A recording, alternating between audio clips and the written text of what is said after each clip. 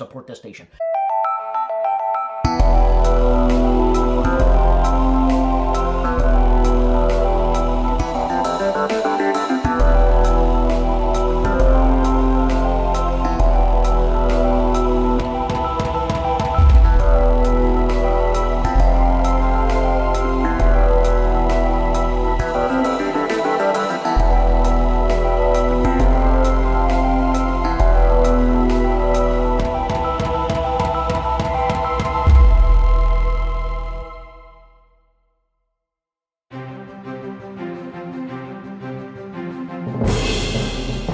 Knowledge Company has a new game, Barbarossa.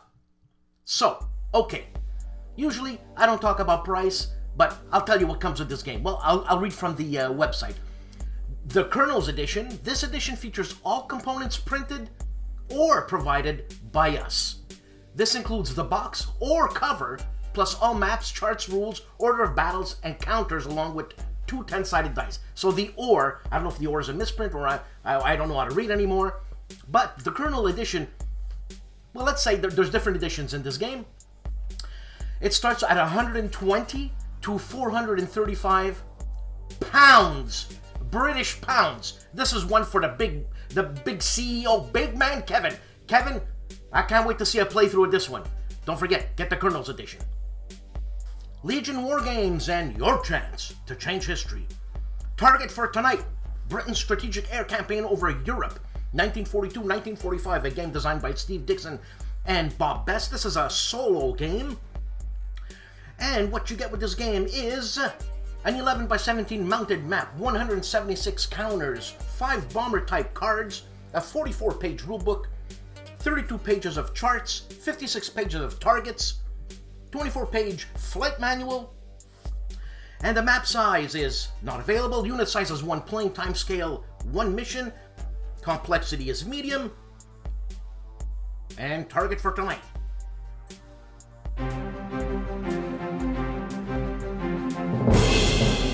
GMT and Pacific War, the struggle against Japan, 1941 to 1945. This is a game by Mark Herman. It's gonna be huge! And you know what you get with this game? I'll tell you what you get with this game.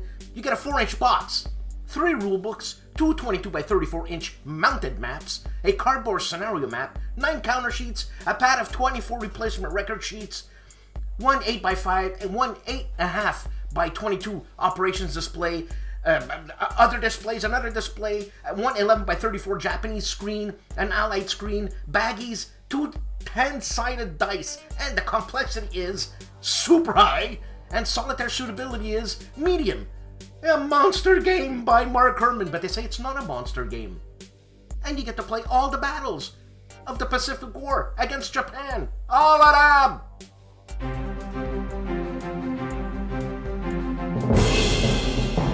Okay, here we go, people. The Itinerant Hobbyist. And I'm gonna read it verbatim, because I'm not a big ASL no person. You like that? No person. Meaning I don't know much of ASL jargon. So, he says, ASL, Gavin, take turn 5 after action report and question. Yep. Itinerant Hobbyist. Tad. GIMPY. The GIMPY Gamer has started another boot camp training video of Victory and Glory, the American Civil War. Published by Lock and Load Publishing Digital. GIMPY continues with his playthrough of Conflict of Heroes, Storms of Steel. GIMPY's gal guesses Escape from Hades by Fred Manzo, developed by Herman Lutman, the Dream Team, and published by HOLLANDSPIELE. And Artie of ARDWULF'S LAIR has a live playthrough of Thunder in the Ozarks, a game designed by Herman Lutman and published by Revolution Games. He plays P. Ridge in this one. Artie also unboxes The Greatest Days, Sword, Judo, and Gold Beaches, Battle for Normandy, Volume 1 by Multiman Publishing. And continues his social distance wargaming with a playthrough or learning the game of Victory Games, Civil War, Turns 5 and 6, Part 2, a game designed by Eric Lee Smith. Ardia also does a hot dry season intro and gameplay with designer Patrick Mullen. This is a game published by Legion Wargames. You don't know what's happening on the big board? I'll tell you what's happening on the big board. Kevin Bigman blah blah blah is having a playthrough, turn 1 of Deadly Northern Lights, the southern map. And this is a game designed by Fabrizio Vianello, published by Thin Red Line Games. And he also does the Waterloo campaign, 1815 March. Counterproductive Games is playing World War II Commander, Battle of the Bulge, December 16th, redone. This is a game designed by John Butterfield, published by Compass Games.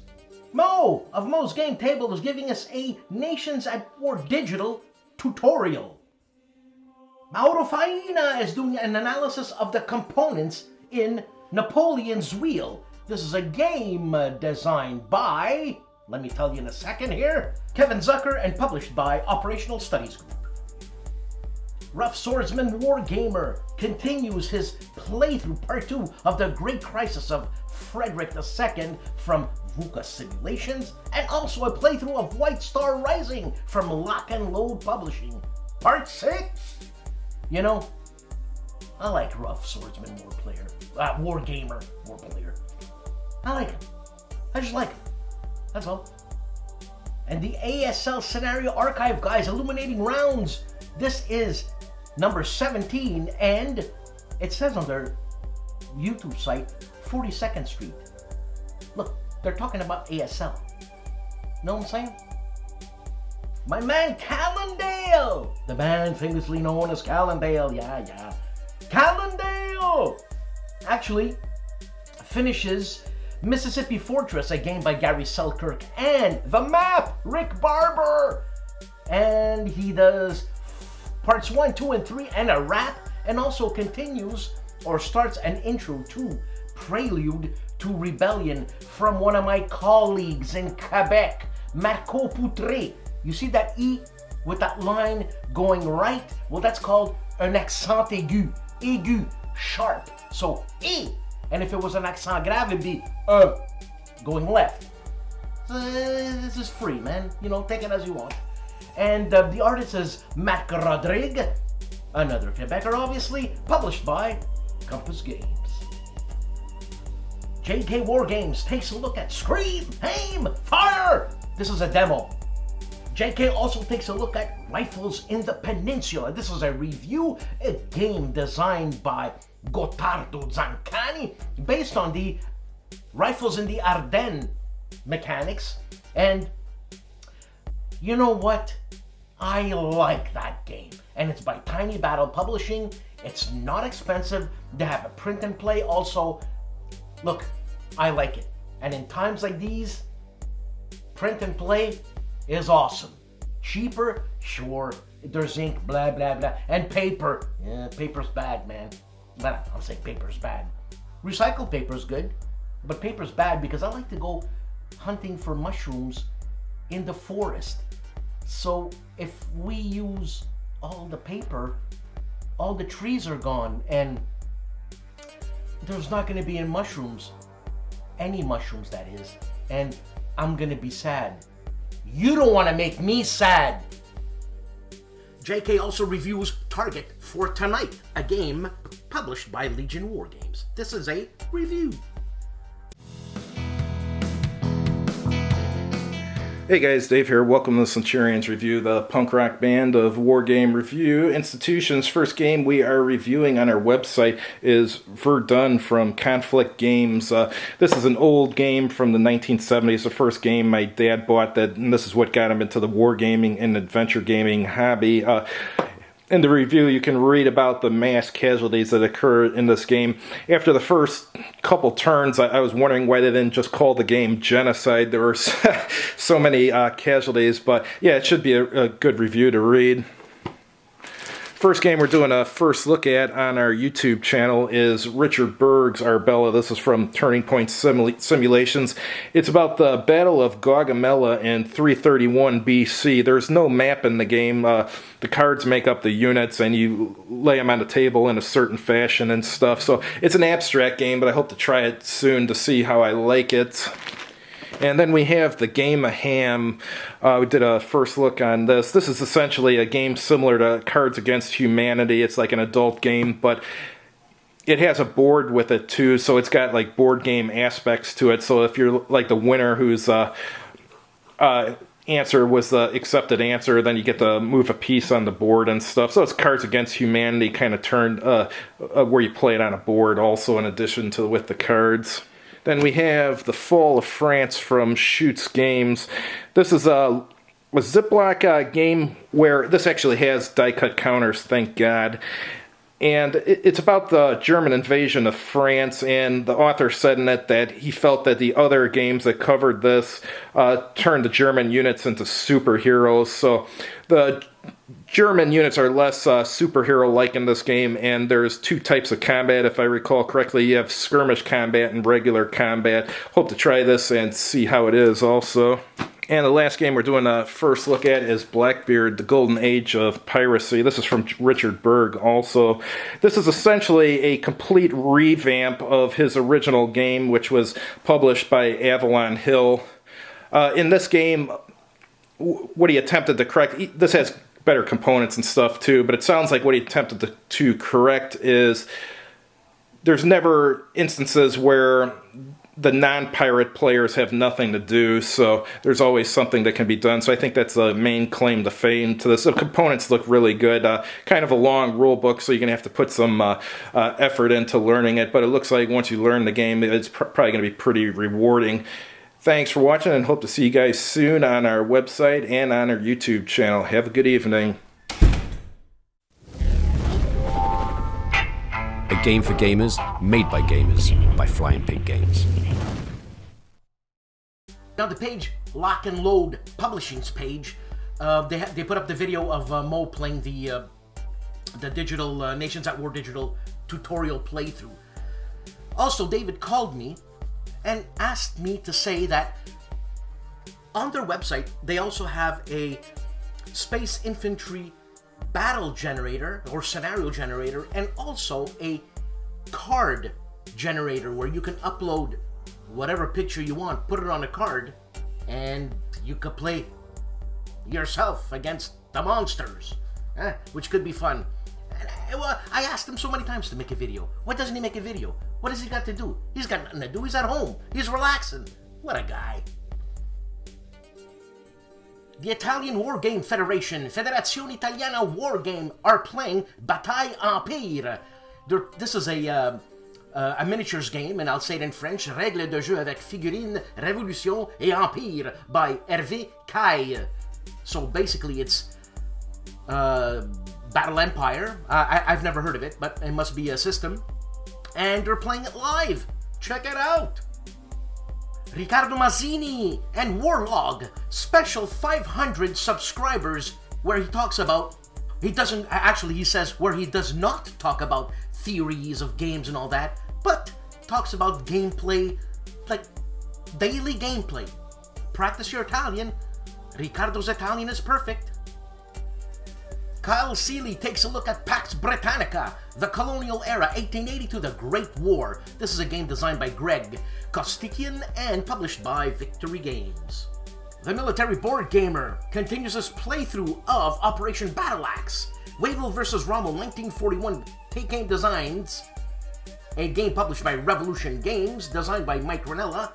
This is Battleaxe 18, the 16th, the 22nd Guards. You tell me. Jan Heinemann of Let's Play History continues his massive amount of videos with Fields of Glory 2 and Tropical 6 Viva la Revolution. And Dad versus Son. Dad says good day and plays Fields of Fire Volume 1 Operation a la Moana. Man who goes by the name of Jeff continues his playthrough part 9 of Gandhi, a game designed by Bruce Mansfield, published by GMT.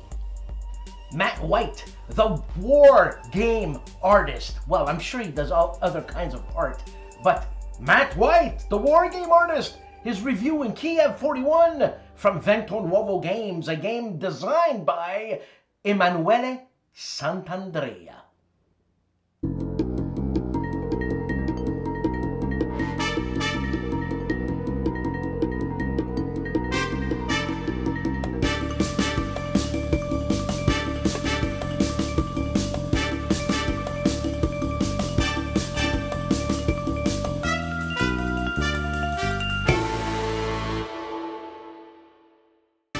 Stephen Dolges continues his World in Flames playthrough, War in Europe, End of the Turn Stage Part 1 and Part 2. This is a massive game. You want to learn how to play a game? Well, look no further than Ben Harsh with Harsh Rules. And he's taking a look at, again, Part 3 of Paths of Glory by Ted Racer. Check it out. You want to learn how to play? Learn how to play. This is the guy who's going to teach you. That's all. Wayne Hansen continues his playthrough of The First Jihad, Parts 2 and 3, and also he recons Forgotten Pacific Battles. This is a magazine game of World at War, and the game is a solitaire game designed by Eric R. Harvey. World at War 71. The Chief, Bart Brunching of Bonding with Board Games, is unboxing Heroes of Normandy World War II, the compendium, rulebook, and folder for the game. Gilbert Collins is taking a look at Old West games overview, one of them being Gunslinger. One I gotta get myself. I gotta get Gunslinger. Anybody got Gunslinger? I wanna buy it. Major Tom Solo is doing Warfighter Modern co-op play. He's trying his hand with a little help from a friend. Combat Board Games is unboxing America Bomber, Evil Queen of the Skies by Gregory M. Smith. And the Player's Aid are doing a battle report on the Dark Valley from GMT Games, and also unboxing Fury at Midway from Revolution Games. Mark Herman and Empire of the Sun strategy video.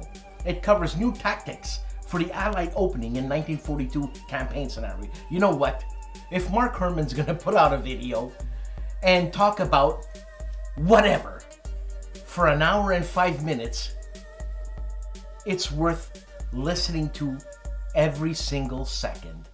Mark Herman is a legend. I've met the man. I think he's a beautiful man. And he's smart too. BLASTPOP has a very entertaining video on gaming accessories. The search for the perfect dice roll. Excellent video. Liz Davidson of Beyond Solitaire interviews a good friend of mine, Morgane Guyon-Retzi, designer of Pendragon, her first game. Seriously. AJ Toynbee of Hexes and Soldiers takes a look at Front Towards Enemy, a game published by MMP, designed by Joe Chacon. The Oaken Night provides commentary on World at War 85, a game by Lackenwood Publishing, the expansion pack Storming the Gap, and Drive on Gießen. Board Game Geek BGG War and Pieces with Rob Oren and myself, where we talk to Mark Walker about many different things, especially about Tiny Battle Publishing, and some surprising news about his new Gettysburg game, designed by the Dream Team.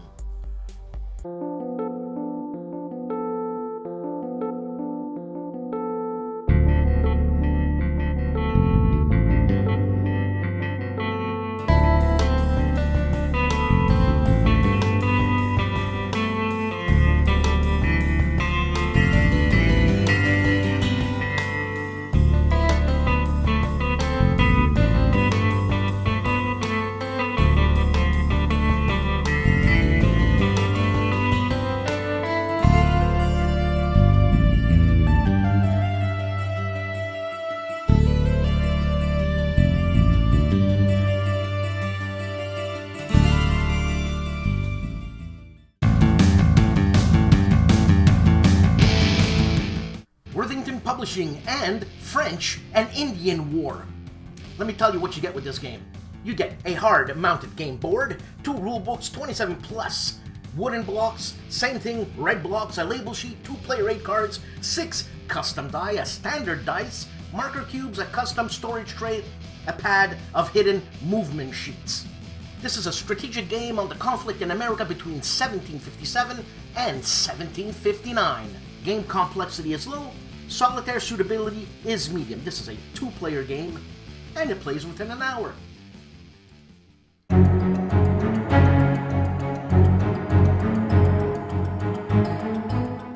Ahead, a podcast about strategy and war games. Episode 494, they discuss Stellaris Federations.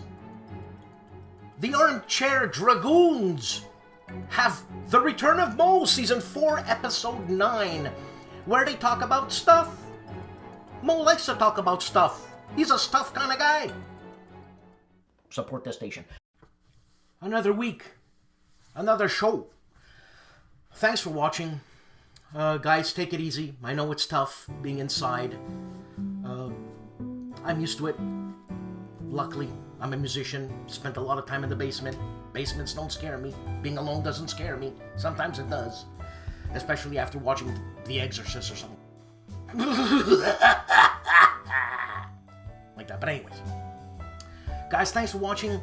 Please subscribe, support, and like this channel. And also check us out. Check Rob and myself out on... We started a new thing called War and Pieces. Rob's had War and Pieces for years, but he took me on as a co-host, and it's working great. We share ideas. We bring people on board, talk about their designs, their publishing, this, and that. And I think it's going to go very well. I like it. Have a great week.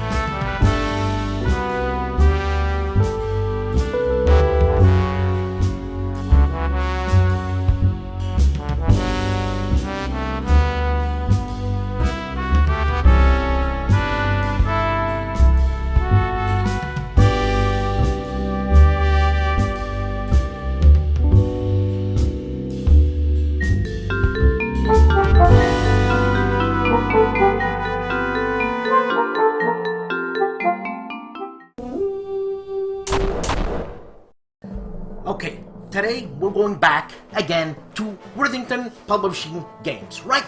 And we're gonna focus on battles that failed miserably, failed, and they made games out of it. Sure, because some of these battles are heroic, last stand, you know, rah rah rah. Anyways, here, let's talk about this one first.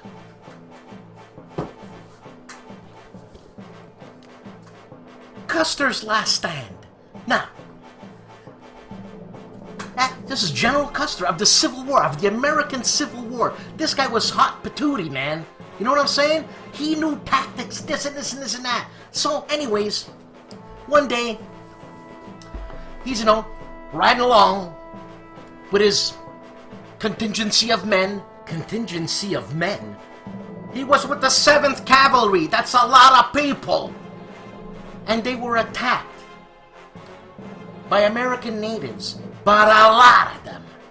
They had no chance because the natives were fed up of the white man, right? Here's a quote by General Custer. Boy, was he wrong. And they slaughtered them all. So why make a game out of it? Because it's General Custer. Let's look what he's got. And we get a beautiful box, very evocative of the slaughteration that's going to happen, plus a 4-page rulebook, even though that's a playbook, and gorgeous counters, check them out on their horses, and a beautiful map. But Paul, why do we have to play battles that lose? In every game there's a loser. What's the matter with you? I've got 2 words to tell you. Let me guess. Sarah.